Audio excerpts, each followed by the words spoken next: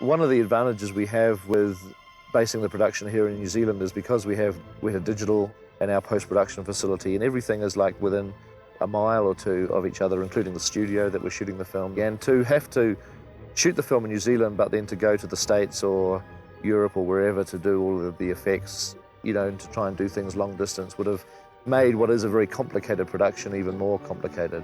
To bring Lord of the Rings to life on screen obviously depended very heavily on visual effects.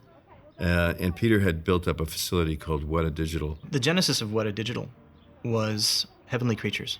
Peter Jackson was working on that film. It would be 1993, 1994. One of Peter's associates at the time, a gentleman named George Port, did some investigation into the cost of digital visual effects and went to Peter and in a very Kiwi fashion said, well, we don't really have to pay for these visual effects elsewhere. We'll just do this stuff ourselves. We'll buy a couple of pieces of equipment and do the effects ourselves. And so they went out and bought an SGI workstation and a couple of pieces of software. They bought a film scanner, a film recorder, and bang, your visual effects facility.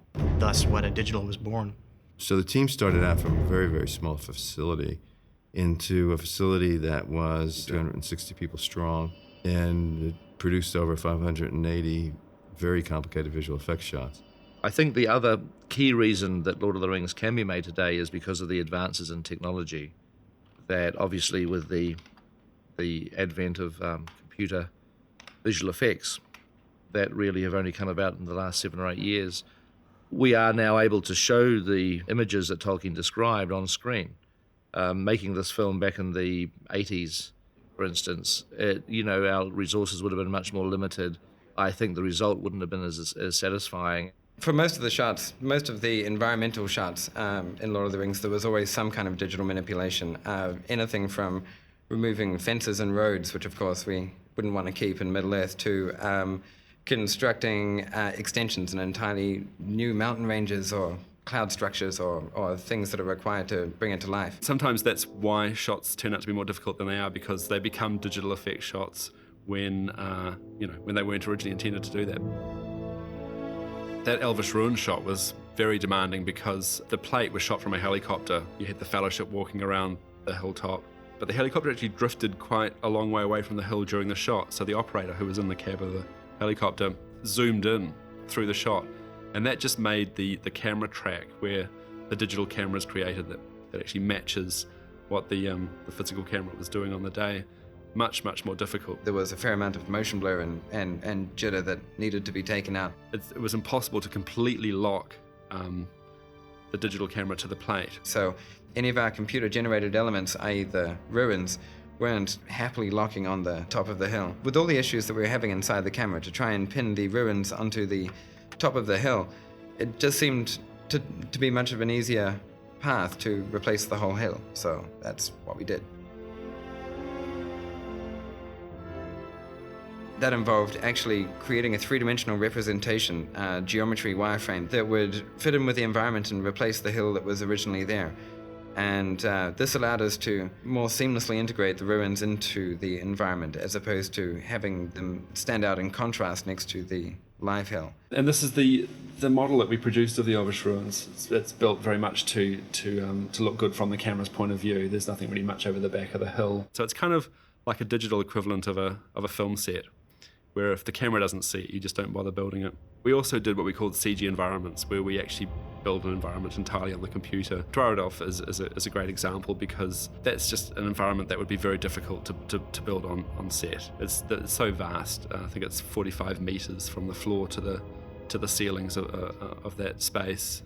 I think they did consider doing Dwarrowdolf as a miniature, but they quickly realized that in some of those shots, when you're looking down the long corridors of pillars, you're seeing hundreds and hundreds of pillars in some of those shots, and it would have been prohibitive to build even a miniature environment that covered the scope of that shot. Actually, I'd spent a lot of time giving some thought to how the environment would be lit. Here's this area of Dwarrowdolf that stretches forever. These corridors are kilometres, miles and miles long, and it's lit by a torch that Aragorn's carrying and Gandalf's staff.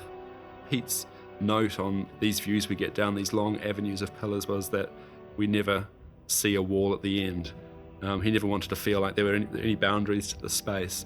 So in terms of modelling, we built a pillar element and a ceiling element and a basic floor element. And then just doing what we do in the computer very easily, we replicated these to create the whole environment of Dwarridoch. The great realm and dwarf city of Dwarridoch.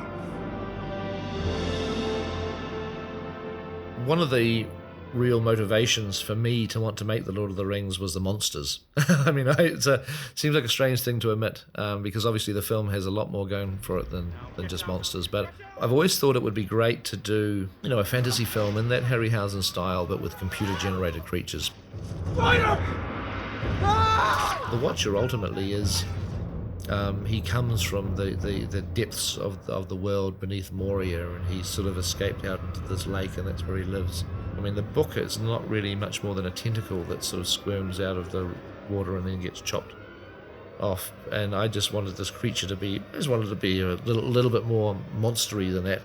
So the obvious answer would be to do that digitally.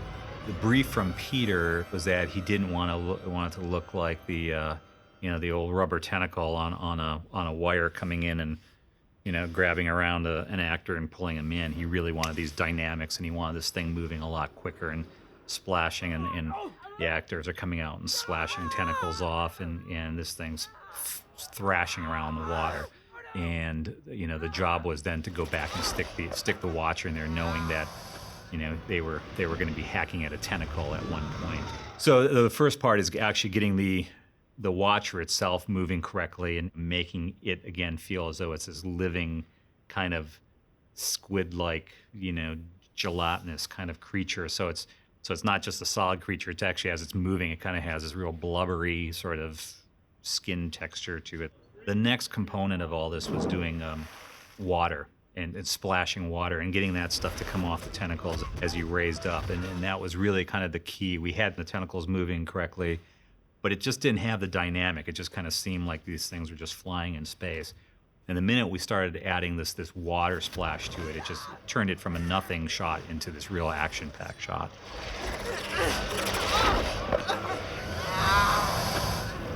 The creatures, they were designed to have a rationale to their physiology. The cave troll was designed to look like it's a humanoid creature that could physically exist. I always think the best monsters have personalities, and I wanted the cave troll to be, I wanted him to be basically a bit stupid. That he's not an evil creature. He's just a sort of like a big, clumsy kid who's fallen in with some bad friends. That the goblins have kind of, they've got him on a chain, and they probably treat him pretty badly. And I always imagined that the cave troll had a mother, and that, she was probably waiting for him somewhere else in Moria. She probably had his bed turned down and a glass of warm milk by his bed, and, he's never going to come home. It's kind of, it's sad. The cave troll was the first creature that we actually took to completion. It was one of the first things turned over from Richard Taylor, one of the early creatures that was scanned by Matt Aiken, and was, if you like, the test creature for the pipeline from soup to nuts of the creation of a final, finished, workable, usable creature in the film. And so we learned a lot with him. How do you get the skin to move correctly over this cave troll? As he's putting his arm back, you want to see stretching and muscles and all that sort of thing.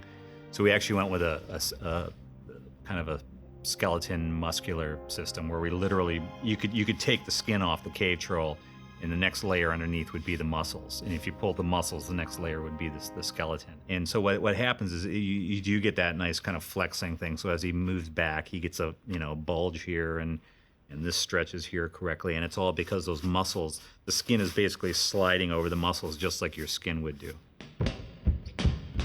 We did an early animation test using a bouncing ball that was, I think, very encouraging for us, and assured New Line that we were on the right path to being able to create creatures that were going to habitate the film and look good.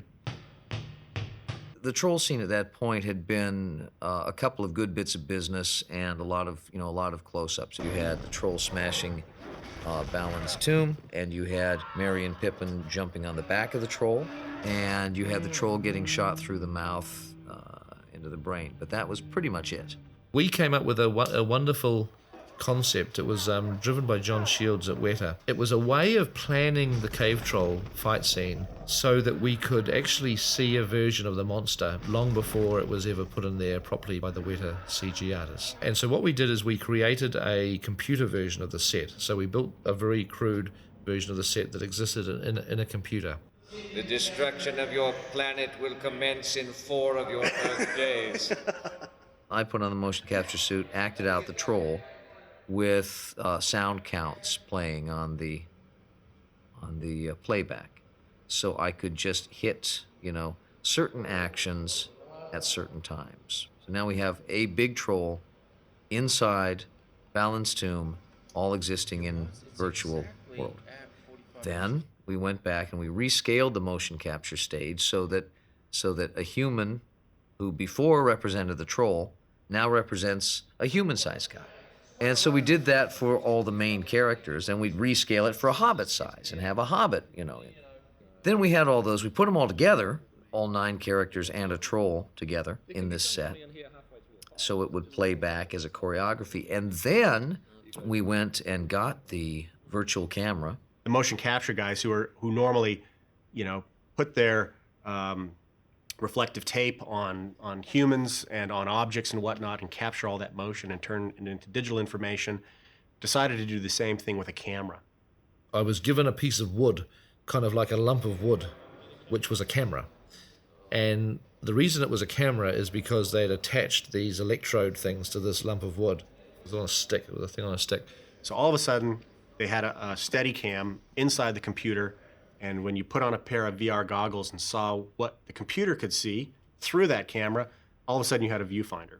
I was now being able to sort of move a fake kind of camera within a computer world of the set. And you could just sit there and run around like a documentary cameraman, which is the way we approached it.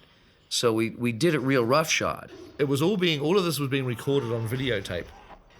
And so what it ultimately allowed me to do was to, in a total virtual CG world, I was able to film the cave troll as if I was on set with a camera.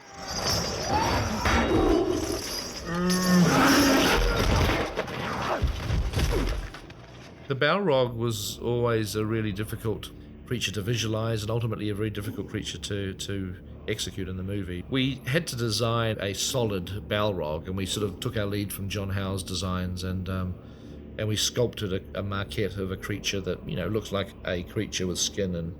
But then we wanted to really not see much of his skin. We wanted to have cracks and like glowing lava beneath the cracks, like he was actually made up of fire or lava. We were going to have to end up doing it CG. And the reason why I was so afraid of that was there's just something about computer-generated fire. You can get the dynamics working correctly, and you can get the stuff flowing nicely, and it all does the right thing, but it doesn't look correct. Instead of taking the path of digitally synthesizing fire, instead we opted for shooting live elements of fire, little explosions, gas, jets, propane, bits and pieces. And these elements then we drove around in the image using a particle system. We just spent a lot of time on it, and it's sprites. A sprite is a card, it's a billboard that's attached to the particle. So as your particle flies through space, this picture of evolving fire flies through space. For a particle system, you can apply whatever natural forces that you can devise, wind and gravity and friction and any other dynamic forces. We create particle systems to sculpt simulations of natural phenomena like fire and smoke, and when it would be too complex to animate each individual dot or drop. It was basically shooting fire, creating this fire, sticking it onto these particles, and then these particles decided how these flames would kind of snake around and move based on where it was going. The Balrog emoted in many different ways over the course of the sequence. Inside, he's all turmoil, he's all fire, and it's barely contained within this cracked skin, and every time he moves his shoulders, the cracks start separating and the plates float on his surface like tectonic plates. And his particular motions and actions needed to emote through his fire. There's various shots of him being all Charles Atlas and blowing fire from every crack on his body, which was quite fun. It was all a bit of a blur, really. About a month's worth of R&D developing sprites and techniques to make sure that we could actually do every shot. Then after that, about 6 weeks of intense production in a team of 5 people. It was an epic rush, actually, but it was definitely worthwhile. We were churning out shots by the day. In terms of farming work out, there wasn't a whole lot farmed out. There was the Fort of Brunnen. The reason why that was farmed out, it was a nice little sequence piece, which was very complex and took a lot of time to do. Digital Domain got involved in Lord of the Rings as they were nearing the end of their schedule. they realized that they had a couple more things than they could do on the project, so they started to go out to people who they had some comfort level with. We had worked with one of the producers there before. Our interaction with the folks from Weta was one in which initially we got some very early rough cuts of the way they saw the scene going, using the plates that they were interested in. They had already shot quite a few of the plates, of course, because they had intended to do the work themselves. And then they sent us some early artists' renditions of what the water horses might look like. Once the wraiths cross into the riverbed, the rising, flooding river now turns into these very ephemeral, amorphous horses that are the water horses that end up basically trampling the ring wraiths.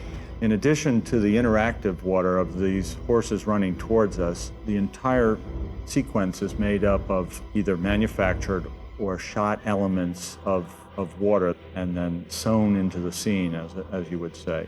The water horses were using the same models of the horses that we used for the ring race, but then we just brought those into Houdini and used some of our own 3D methodologies for simulating water and cloud-like and volumetric type scenarios. When you mix all these other 3D passes and all that water, you got something. It's a combination of the real elements and the CG elements that is really what makes it work.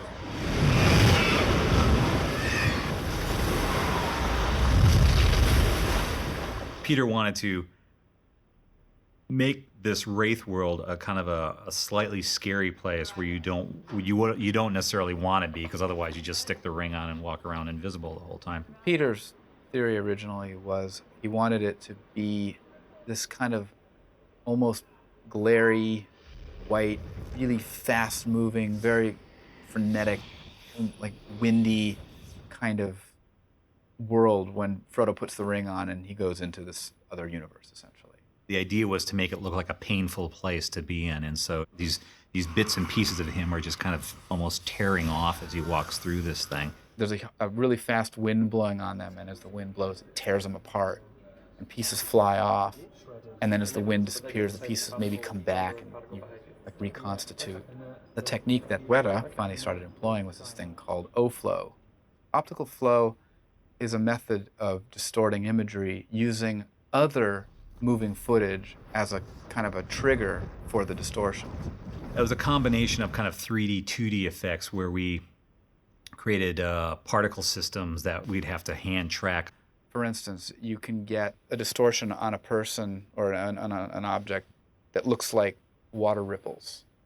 And the way you use it, the way you do it is you actually shoot real water ripples in high contrast, and then those ripples then are used as a trigger for how you distort later.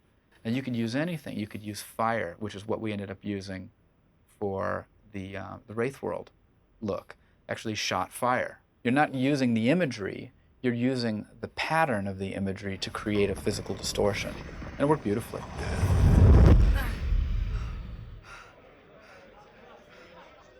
A really cool technique that Weta developed is this handheld scanner that they found had been being used by the meat board in New Zealand to scan carcasses for some grading purposes. It's a vast improvement over the way it used to be done with sectioning, scanning in and sectioning off a maquette.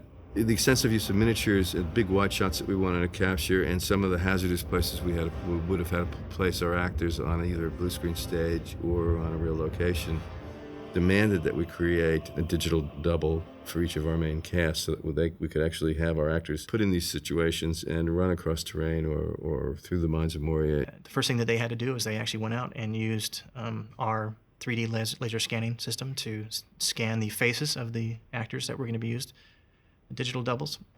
So auditioning for the new Matrix movie, that's what it is. I was trying to imagine this process, and you're going to be like in a starting pose like this. This is how you start all your moves, okay? We'll take a snapshot, we'll identify all the markers, because there's 12 cameras looking at you, and we want them all to know what marker 1 is, what marker 2 is, so and so. We did motion capture, so their motions were actually the actors themselves doing the motion. Once you have all this stuff in, it is just a matter then of figuring out the camera information for that, sticking them into the scene, lighting them, rendering them in there. There's certain shots where you're actually doing more with the camera, or the model is so big that you cannot possibly build even a set that big to shoot against blue screen? The digital doubles were, used in the coming down those ridiculous steps. They're ridiculous in their pitch. They're like a Mayan pyramid, and the concept of Mayan pyramid is, it's very embarrassing if they throw the corpses of their sacrifices down the stairs, and they stop midway. That just wrecks everybody's afternoon. So they build them so the corpses all get all the way down there. Same thing with actors running down a set built like that, except the actors aren't corpses yet. You don't want them to become corpses, right? We just sort of took the risk away and made them digital doubles.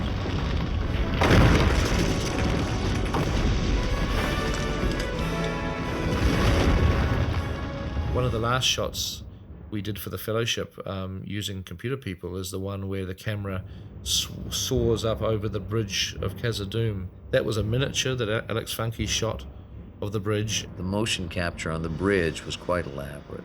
We did that with each character captured separate. Not only that, since the bridge is about 150 feet long, we had to capture it from 3 to 5 separate sections. We'd capture a guy running across the bridge, and we'd have to blend them together. The motion editors blended it together.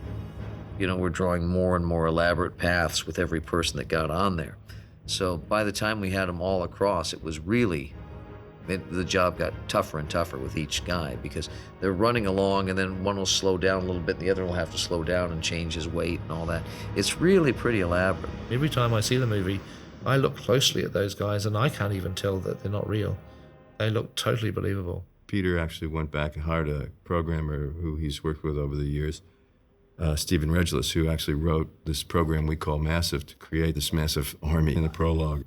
There's artificial intelligence, which is basically an attempt at emulating the processes of a human mind. But there's also artificial life, which is really more of an inspiration for Massive, which is using natural processes to create lifelike results. In Massive, we try to achieve natural crowd-like behavior, not by controlling a whole crowd, but by creating one agent who will react naturally to his environment.